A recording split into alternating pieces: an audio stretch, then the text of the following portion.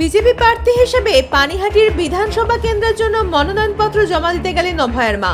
বৃহস্পতিবার সকালের দিকে পানিহাটি বিধানসভার অন্তর্গত অমরাবতী থেকে সোদপুর ট্রাফিক মোড় পর্যন্ত একটি সুদৃশ্য র্যালি বের হয়। তাতে বিজেপির প্রার্থী ছাড়াও ছিলেন ত্রিপুরার সাবেক মুখ্যমন্ত্রী বিপ্লব দেব। এই মিছিল শেষে সোদপুর ট্রাফিক মোড়ে একটি জনসভায় উপস্থিত থাকেন প্রাক্তন কেন্দ্রীয় মন্ত্রী স্মৃতি ইরানি, দলের কেন্দ্রীয় নেতা বিপ্লব দেব প্রমুখ। একজন মায়ের এই লড়াইকে সম্মান জানাতে এবং নারী সুরক্ষার আওয়াজ তোলেন স্মৃতি ইরানি।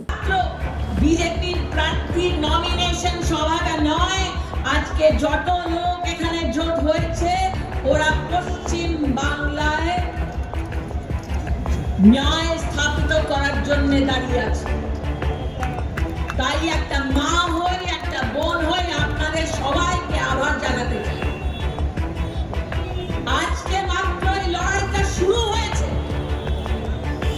যত দিন এই ইলেকশনে আমরা দিন কাটবো, তত দিনকে টিএমসির গুন্ডারা বিরক্ত করবে, এটা আমরাও জানি।